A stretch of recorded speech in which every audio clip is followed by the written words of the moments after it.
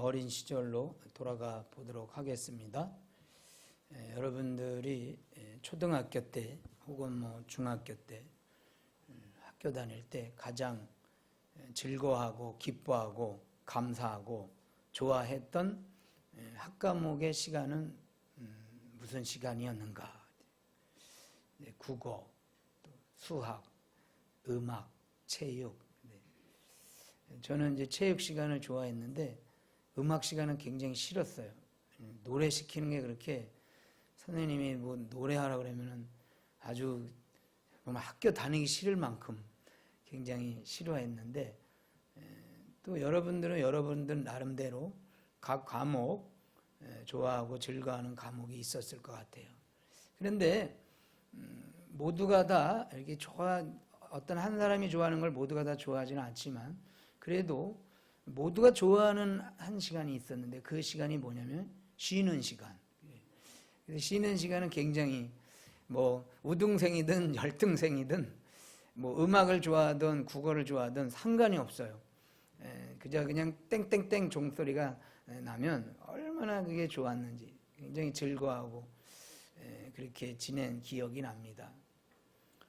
그래서 제가 이런 거를 생각해 보면서 명제를 두 가지를 한번 만들어 봤어요. 여러분 한번 들어보시기 바랍니다. 첫 번째, 내가 감사하는 것을 다른 사람도 감사할 수 있는 것은 아니다. 나는 굉장히 좋아하고 내가 감사할 수 있지만 그렇다고 해서 그것을 다른 사람도 감사하고 다른 사람도 기뻐하고 즐거워하는 것은 아니다. 이게 명제 1이에요. 그 다음에 명제 2, 모두가 감사할 수 있는 것, 그 무엇이 있다. 모두가 감사하고 즐거워할 수 있는 것, 그 무엇이 있다.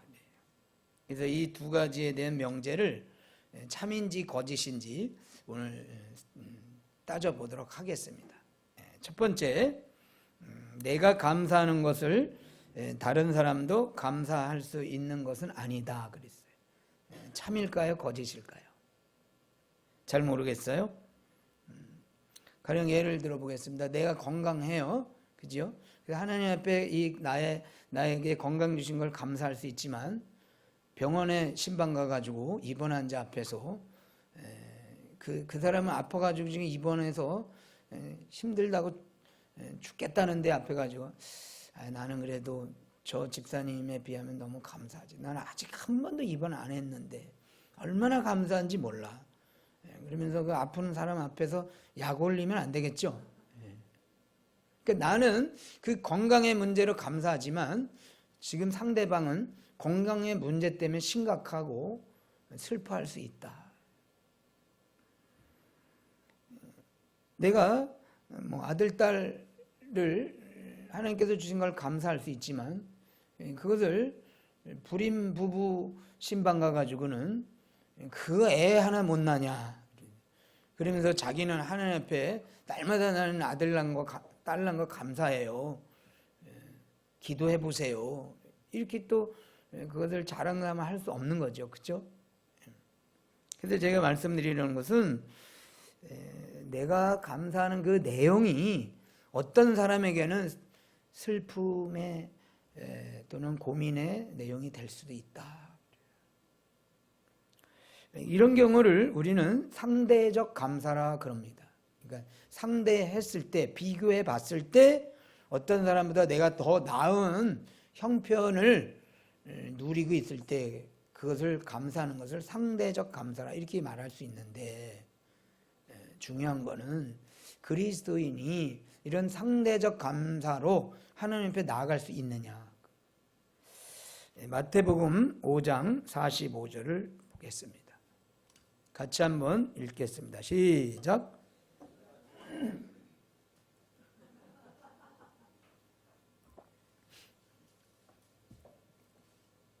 왜 화면이 나오다가 기가 죽었네요. 네.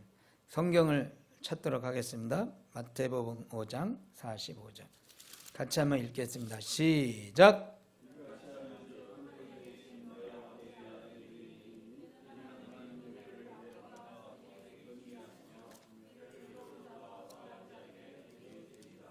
아멘.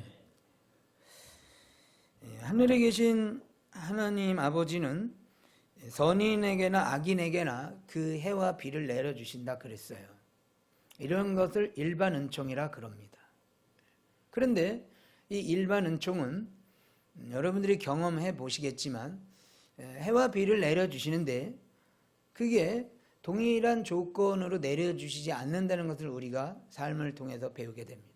그러니까 어떤 사람의 논에는 어떤 지역에는 지리산 지역에는 강수량이 1년에 뭐 2천 근데 뭐 여기 이렇게 또 비가 잘 안 내리는 지역에는 뭐 강수량이 500도 안 된다. 평균 강수량이.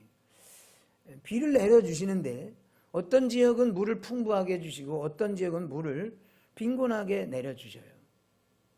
그랬을 경우에 이것이 어쨌든 그래도 일반 은총이기 때문에 비를 많이 받는 사람의 입장에서는 감사할 수 있겠죠. 신라권이라는 그런 뭐랄까 서사시가 있는데요. 낙원을 잃어버렸다.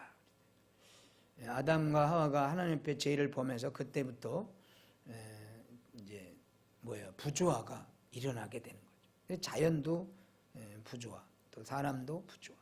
여러 우주 만물이 다 부조화가 돼서 그때로부터는 사실은 우리가 땅도 저주받은 것이고 또 사실은 우리의 생명까지도 끊어져야 될 저주받은 상태인 거예요.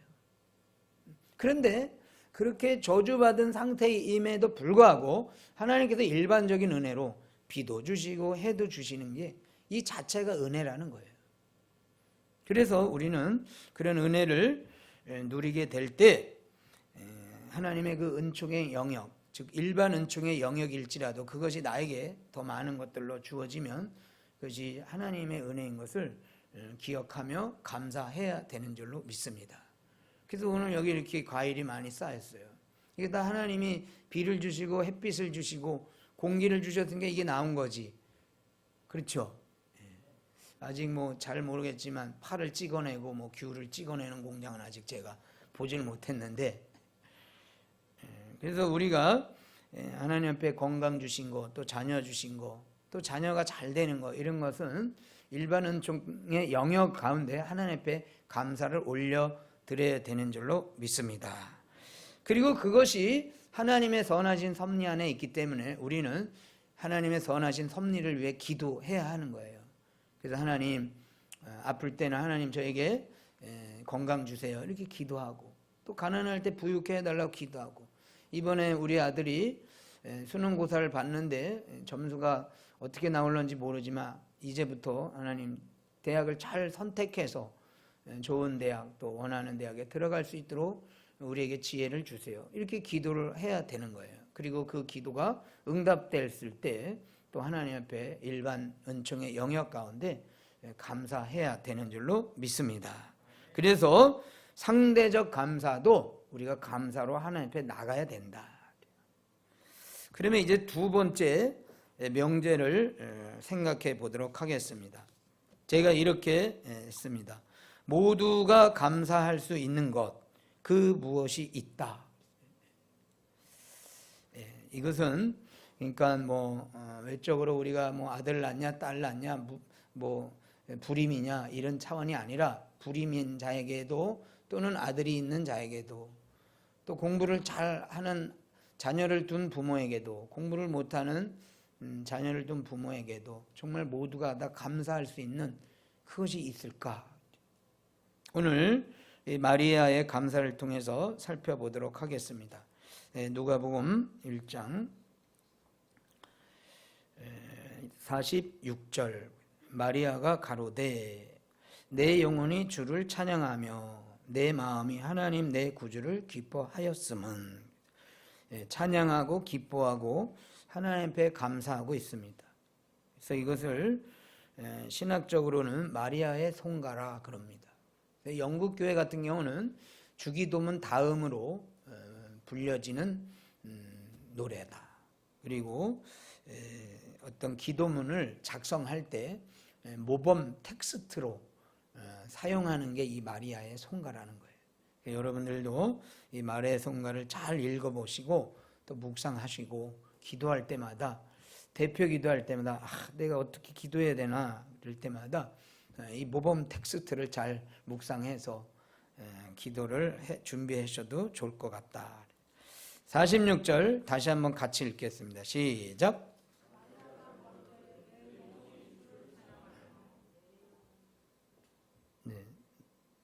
내 영혼이 주를 찬양하며. 주님을 찬양했다.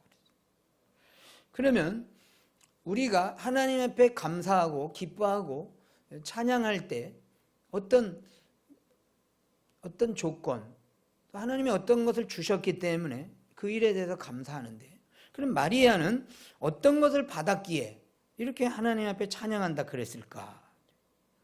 41절을 보겠습니다. 41절 또 읽겠습니다. 시작.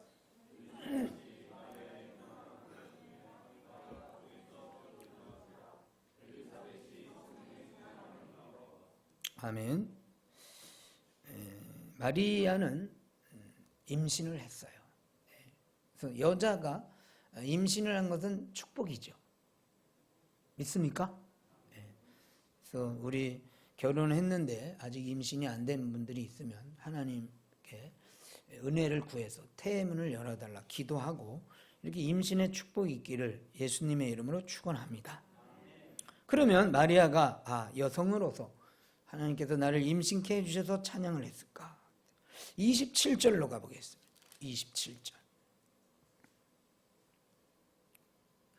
다윗의 자손 요셉이라는 사람과 정혼한 처녀에게 이르니 그 처녀의 이름은 마리아라 그랬어요. 여기 보면 요셉이라는 사람과 마리아가 정혼을 했다 그랬어요.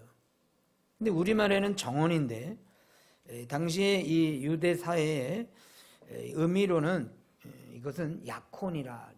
지금 우리 시대에도 약혼이 지금 없어져요. 옛날에는 결혼 전에 약혼을 했거든요. 근데 지금은 없어. 지금은 그냥 상견례. 근데 이제 유대 지역에서는 당시에 약혼이라는 제도가 있어요. 근데 약혼은 결혼하지 않은 상태를 말해요. 그 다음에 34절을 보겠습니다. 34절 읽고 하면 합니다. 시작. 마리아가 천사에게 말하되 나는 사내를 알지 못하니 어찌 이 일이 있으리까. 아멘. 천사가 너 임신했다 이렇게 얘기를 해줬더니 마리아가 난 사내를 알지 못했다. 약혼은 했지만 결혼을 안 했기 때문에 이 남자와 여자가 사내를 알지 못했다는 건 성적인 관계를 하지 않았다는 걸 말하는 거예요. 그랬는데 마리아는 임신을 한 거예요. 말하자면 처녀가 임신을 한 겁니다. 처녀의 몸에 어느 날 내가 처녀인데 임신이 된 거예요. 어떻게 해야 될까요? 찬양하겠어요? 감사하겠어요? 제 친구도 그런 친구가 있는데 아들 녀석을 뒀는데 중3 때 여자친구를 데려왔는데 임신시켜서 데려왔대요.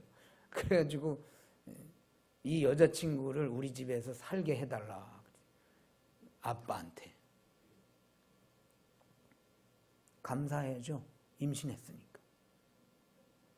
이런 상황인 거예요. 근데 더 중요한 것은 이 유대 사회에서 처녀가 임신했다는 것에 대해서 유대 사회적 법적인 것은 뭘까? 신명기로 가보겠습니다. 신명기 22장. 신명기 22장 23절은 제가 읽고 24절은 여러분들이 읽겠습니다. 처녀인 여자가 남자와 약혼한 후에 어떤 남자가 그를 성읍 중에서 만나 통간하면 너희는 그들을 둘 다 성읍문으로 끌어내고 그들을 돌로 쳐 죽일 것이니 그 처는 성읍 중에서도 소리지르지 아니하였으며 그 남자는 그 이웃의 아내를 욕보였음이라. 너는 이같이 하여 너희 중에 악을 제할지니라. 아멘. 마리아는 처녀로 임신했기 때문에 유대법에 의하면 돌로 쳐 죽임을 당해야 되는 거예요. 그래서 이런 약혼한 가운데 임신이 됐기 때문에 굉장히 어려운. 그래서 이 여자는 이제 고발을 당하면 이제 돌로 맞아 죽어야 되는데, 그래서 이 요셉도 약혼한 남자 입장에서 굉장히 난감한 거예요. 그래서 어떤 이 대책을 세우냐면 마태복음으로 가보겠습니다. 마태복음 1장 18절, 19절 같이 읽고 아멘합니다. 시작.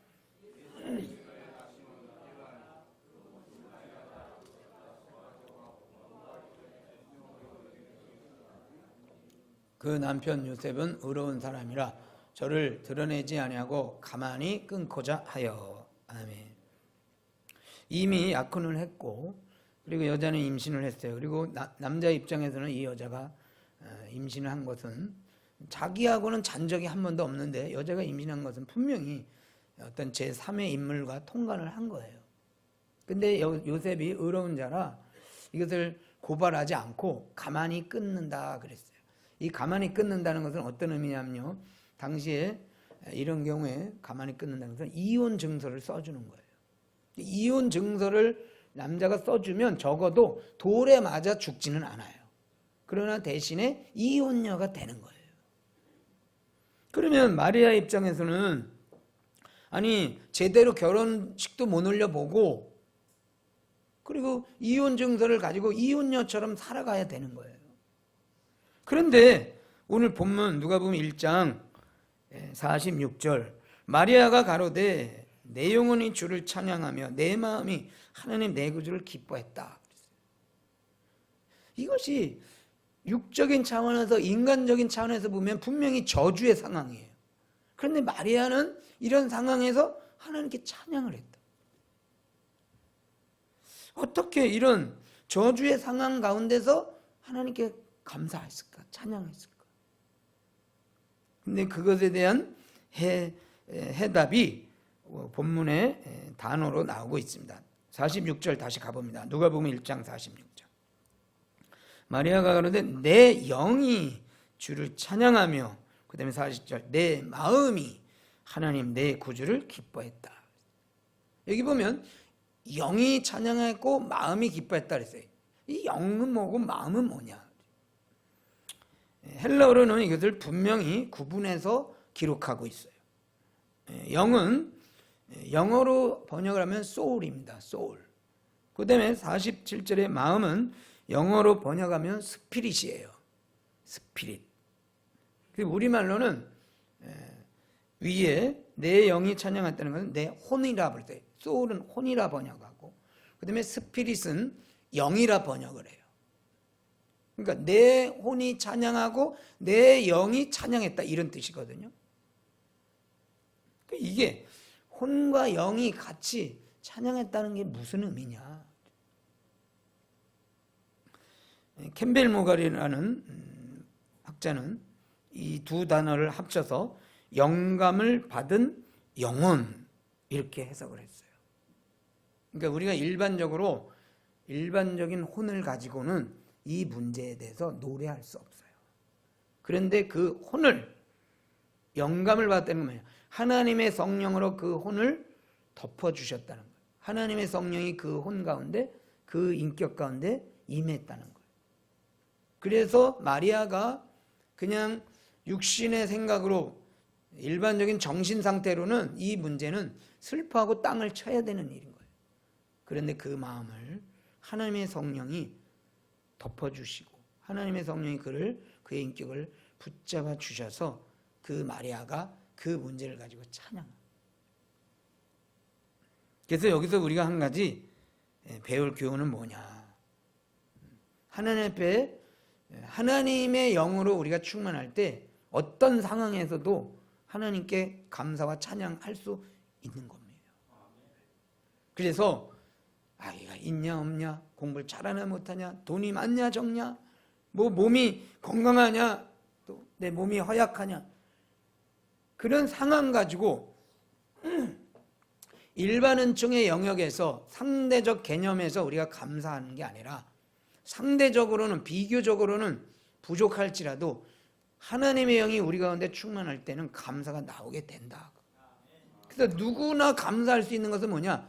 성령으로 충만하면 어떤 상황에서도 감사가 나오는 거예요.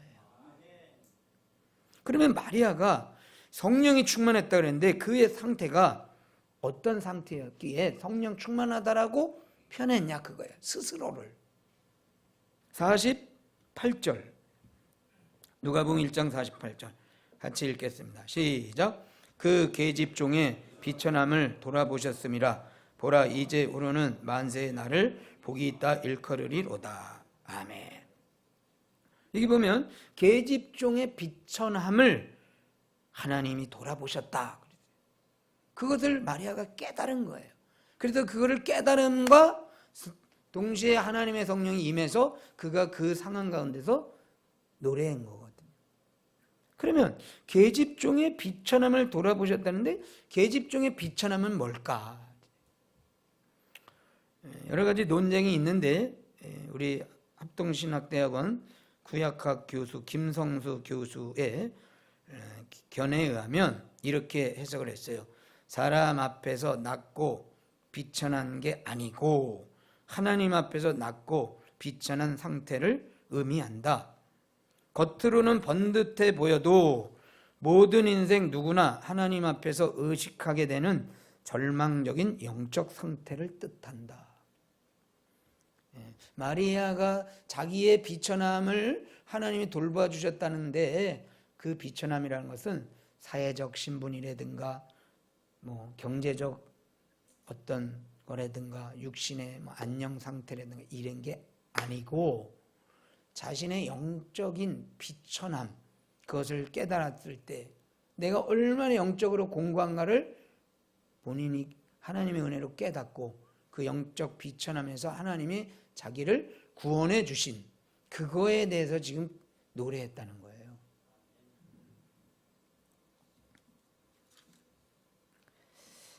그래서 다시 한번 계집종의 비천함을 돌아보셨음이라.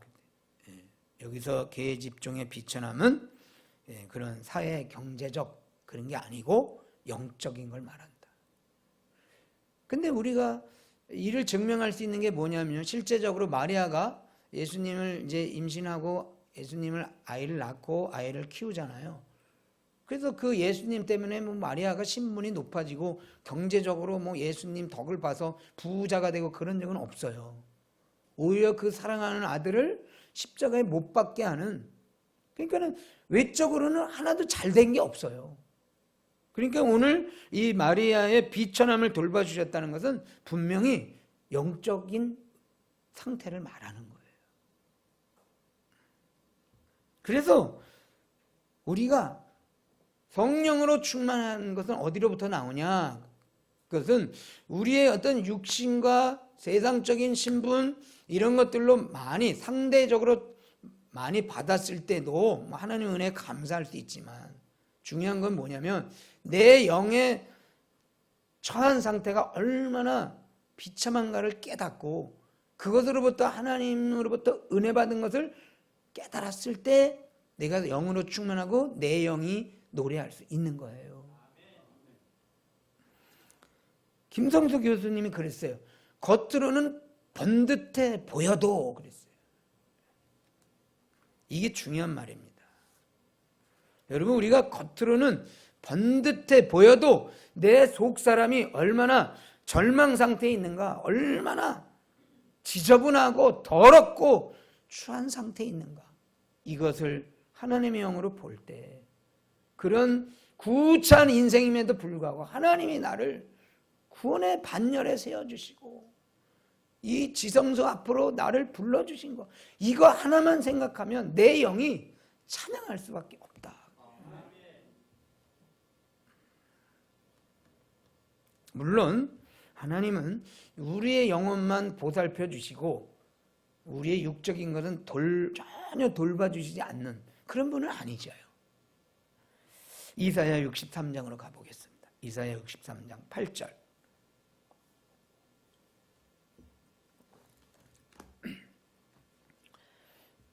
여호와께서 말씀하시되 그들은 실로 나의 백성이요 거짓을 행치 아니하는 자녀라 하시고 그들의 구원자가 되사 그들의 모든 환난에 동참하사 자기 앞의 사자로 그들을 구원하시며 그 사랑과 그 긍휼로 그들을 구속하시고 옛적 모든 날에 그들을 드시며 안으셨으나. 여기 구원이라는 단어가 몇 번 나와요. 근데 주석학자들은 이 구원은 영적 구원도 말하지만 실제적으로 외적인 상황의 구원을 말하는 거예요. 그러니까 말하자면 질병 중에 있는 자가 치료 안 받는 것도 구원이고, 포로된 자가 식민지 생활하던 이스라엘 백성들이 다시 고국으로 돌아오는 것도 구원이고, 가난함에 있던 자가 부유케 되는 것도 구원이고. 그러니까 이 히브리어의 이 구원이라는 의미는 그런 영적인 의미도 있지만 그런 육신적 의미도 있다. 그래서 이 핸드릭스는 이런 경우를, 이런 포괄적 구원을 말하고 있는 이 용어를 이중적 구원이라 그랬어요. 이중적이라는 건 뭐냐면요, 영적인 의미만 있는 게 아니라 육적인 구원도 말한다는 거예요. 이렇게 하나님은 우리에게 육신적인 구원도 주시고 영적인 구원도 주신다는 거예요. 그런데 문제는 뭐냐면 우리의 감사도 이중적이냐, 이걸 물어야 되는 거예요. 말하자면 내가 하나님 앞에 감사할 때 육신적인 감사만 드리지 말고 영적인 감사도 있냐. 근데 많은 사람들이 감사절에 나올 때 이중적 구원을 노래하지 않고 일방적 구원을 노래하는 거예요. 일방적인 게 뭐예요? 나의 영적인 상태보다는 육적인 상태에 대한 것을 구원의 조건을 찾는 거예요. 나 이렇게 아팠는데 고쳐주시고, 나 이렇게 어려웠는데 하나님이 보태주시고, 내가 이렇게 힘들었는데 하나님 힘주시고, 나 이렇게 모르지. 육신의 안녕, 자기의 신분, 자기의 경제, 가족의 평안, 이런 것들만, 즉 일방적인 구원을, 감사의 조건을 찾지 않냐. 그래서 저와 여러분들이 오늘 이 감사절에 일방적인 그런 육신의 안녕만을 찾지 말고, 마리아의 그 고백처럼 나의 영적 비천함 가운데 있을 때 하나님이 나에게 찾아와 주셔서 이렇게 구원의 반석에 세워주신 그런 영적 구원까지도 감사의 조건을 찾으시고 감사하는 저와 여러분 되시기를 축복합니다. 현재 87세이시고요. 또 항암 투병 중에 있는 이어령 교수라는 분이 계십니다. 근데 이제 87세니까 또 거기다 암까지 걸리셨으니까 이분이 이제 언제 돌아가실지 모르니까 어떤 그 기자가 찾아가서 인터뷰를 했어요. 그 인터뷰는 마지막 인터뷰예요. 왜냐하면 언제 돌아가실지 모르니까. 근데 그 내용을, 그 기사문을 제가 요약을 해서 편집을 해서 여러분들에게 읽어드리겠습니다. 이 기자가 이제 현재 우리 대한민국이 처해 있는 영적, 경제적, 사회적 이런 모든 것들에 대해서 어떻게 진단하시고 또 교수님은 어떻게 이 문제에 대한 처방을 내리실 수 있습니까? 이렇게 질문을 한 거예요. 이렇게 했습니다.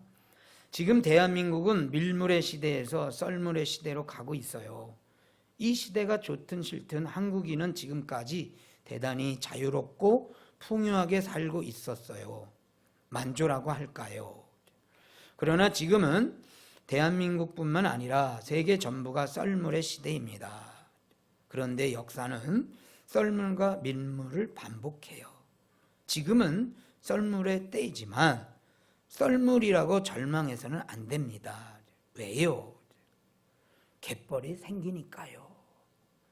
이렇게 답을 하셨어요. 여러분, 물이 바다를 덮어야 우리는 축복이라 그러지만 물이 바다로부터 멀어지는 것도 축복이라는 거예요. 근데 이거는 우리가 깊이 있게 세밀하게 생각하지 않으면 그저 만조만을 기대하는 거죠. 근데 어떤 의미에서 만조보다 간조 때가 더 먹을 게 많아요. 만조 때는 배가 진 사람만 좋아요. 근데 근데 간조 때는 물이 빠지면 배 없는 그 어촌의 가난한 아주머니, 할머니, 또는 심지어는 뭐 아무것도 고기잡이 낚시도 할 줄 모르는 어린아이들도 바닷가에 나가서 갯벌 안에서 바지락도 주실 수 있고 여러 가지를 소득을 얻을 수 있는 거예요. 저는 그렇게 생각했습니다. 아, 그렇구나. 하나님은 만조 때도 우리에게 복을 주시고 간조 때도 우리에게 복을 주시는구나. 믿습니까? 네. 그럼 물이 바다를 덮은 같이만 복이 된다면 동해안에 사는 사람들만 복 받은 거예요? 그렇지 않잖아요. 해 뜨는 곳에서부터 동해안, 해 지는 데까지 서해안 찬양 받으실 하나님이라 그랬어요. 만조 때에도 하나님께 찬양할 수 있고 간조 때에도 하나님께 찬양해야 돼요. 그런데 우리는 자꾸 뭔가만을 채워달라는 거예요. 여러분, 뭔가 채워지기를 기도하고 뭔가 채워지기만을 기다리지 말고 지금 나에게 주어진 형편 안에서 비록 내가 간조라 할지라도 내가 재산도 다 어디론가 가버리고 건강도 아프고 여러 가지 내 몸도 내 마음도 심지어는 나의 모든 상황이 지금 썰물 때예요. 그래도 여러분 자세히 찾아보면 구부리다 보면 바지락이 있어요. 뭐예요? 그럴 때도 감사의 조건이 있다. 믿습니까? 그래서 그리스도인들은 하나님 앞에 엎드리고 하나님이 나에게 주신 영적인 축복이 뭔가를 잘 헤아려 보면 언제 어느 때나 하나님 앞에 감사할 수 있다. 지금 여러분들이 처하고 있는 여러 상황들 가운데 비록 썰물의 시대라 할지라도 분명히 그 가운데서도 하나님은 우리에게 감사 일들을 만들어 주셨다는 거 잘 찾아보세요. 찾아보면 나옵니다. 마리아가 그 저주의 상황 가운데서도 하나님 앞에서 자기 자신의 처지를, 특별히 영적인 처지를 생각해 봤을 때 내가 하나님으로 받던 은혜가 얼마나 큰가를 깨닫고 내 영이, 내 혼이 주를 찬양한다. 여러분, 오늘 이 자리에, 이 예배 자리에, 이 지성소에 앉아있는 거 이것만 하나만을 가지고도 평생 찬양할 수 있지 않습니까? 믿습니까? 네. 나의 구원 되신 하나님, 나의 반석 되신 하나님, 내가 그래도 이 험한 세상, 이단이 판을 치고 잘못된 사상, 잘못된 것을 진리라 쫓는 이 어지러운 세상 가운데서 그래도 하나님 내 마음 안에 참된 진리를 알게 해주시고 주님 앞에 나와서 오늘 이 추수감사주일 예배로 하나님 앞에 나간다는 거, 이 하나만 가지고도 하나님 앞에 찬양할 수 있어요. 할렐루야. 기도하겠습니다. 하나님 아버지, 마리아가 처한 육신의 공경 가운데서도 하나님을 찬양하고 감사할 수 있었던 것은 그 영혼이 비참한 처지에서 하나님의 은혜로 구원받는다는 것을 기억하며 살피며 깨달으며 찬양한 것인 것을 우리가 보았습니다. 우리들도 신분이나 직업이나 또 육신의 안녕이나 자녀의 잘됨과 못됨과 여러 가지 상황 속에서도 내 영혼을 바라보며 하나님 앞에 감사로 나아가게 하여 주옵소서. 감사하며 살아계신 예수님 이름으로 기도드리옵나이다. 아멘.